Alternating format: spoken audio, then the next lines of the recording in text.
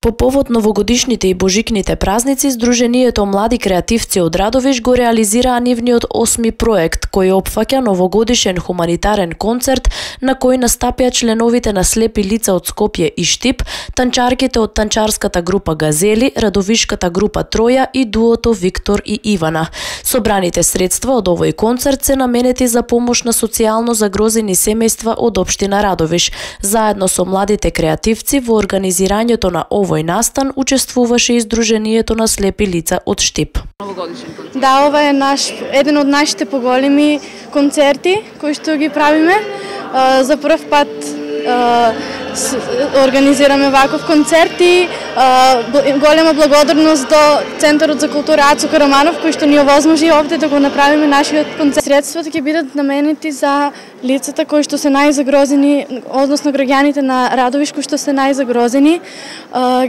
Планираме да им донираме мебел на 5 најзагрозени фамилии од Радовиш. Според Драги Витанов, председател на Сдруженијето на слепи лица од Штип, целта на овој концерт е да им се помогне на социјално загрозените семејства од Радовиш, за да и тие уживаат во празничниот дух.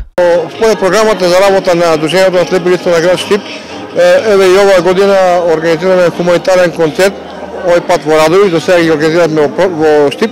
Меѓутоа еве сега направивме мала промена во Радовиш, затоа што и тука, како и од Штип и од Пробив Штип, имаме членови на Сдруженијето на слепи лица. Во програмата, освен оваа активност, значи во текот на годинава што измина, веќе што изминува, направивме да искористиме прилика да ја честитам новата година и покрај тоа што е рано, да ја честитам новата година на сите радовишани, на сите добри. Присутните на концертот имаа можност да уживаат во музика по сечи вкус, и тоа народна, класична и забавна музика.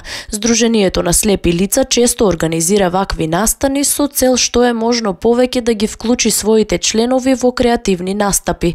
Инаку Сдруженијето брои 100 члена не само од Штип, туку и од Радовиш и Пробив Штип.